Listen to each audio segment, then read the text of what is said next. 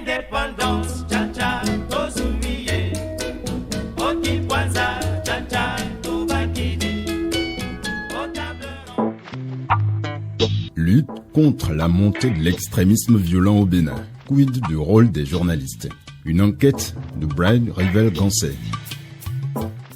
Le Bénin a essuyé des attaques de groupes terroristes et depuis, l'armée béninoise est en état d'alerte. Ce sont là des propos du représentant résident adjoint du Programme des Nations Unies pour le développement, José Wabo, à l'endroit du Parlement béninois.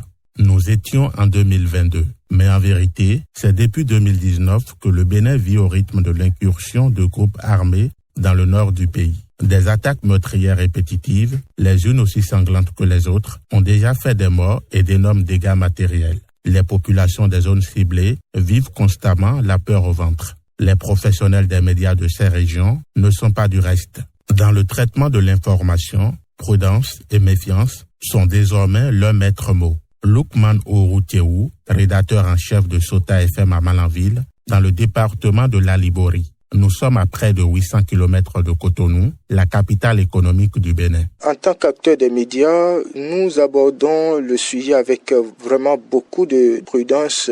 Nous évitons au maximum d'aborder d'ailleurs ces questions liées à l'extrémisme violent pour ne pas être exposés à ces groupes extrémistes. Cette prudence n'est pas seulement remarquée chez les journalistes exerçant dans la zone septentrionale, mais presque chez tous les professionnels des médias du Bénin. Le partage de la vraie information et de la sensibilisation étant importante dans la lutte contre le terrorisme, les journalistes doivent jouer pleinement leur partition en la matière. La présidente de l'Union des professionnels des médias du Bénin s'en convainc et en appelle à la responsabilité de ses collègues et confrères. Zakiat Latundi. Ce qui est important, c'est surtout d'amener les populations à comprendre. Parce que quand on parle d'extrémisme violent, a priori, c'est pas des thématiques auxquelles les gens sont très habitués.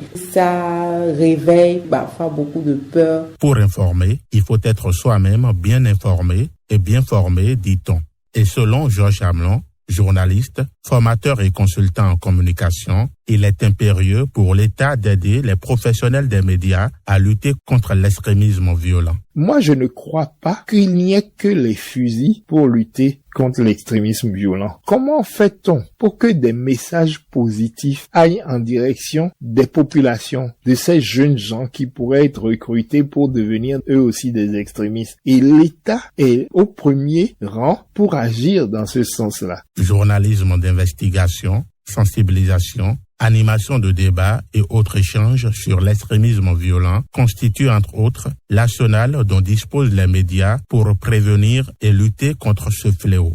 Mais il y a tout de même des limites à ne pas franchir, à en croire François Oudot, docteur en sciences de l'information et de la communication. Le fait de se faire l'écho des propos violents, des menaces, c'est déjà une manière d'aider le terrorisme à se développer. Les propos agressifs, tous les propos qui peuvent inciter même des populations ou des voisins que nous connaissons à se radicaliser, ils doivent éviter de les relayer. Dans la même veine, la présidente de l'Union des professionnels des médias du Bénin, Zakiat Latundi, dira qu'il est important d'organiser chaque semestre des ateliers de renforcement de capacité sur l'extrémisme violent à l'endroit des journalistes.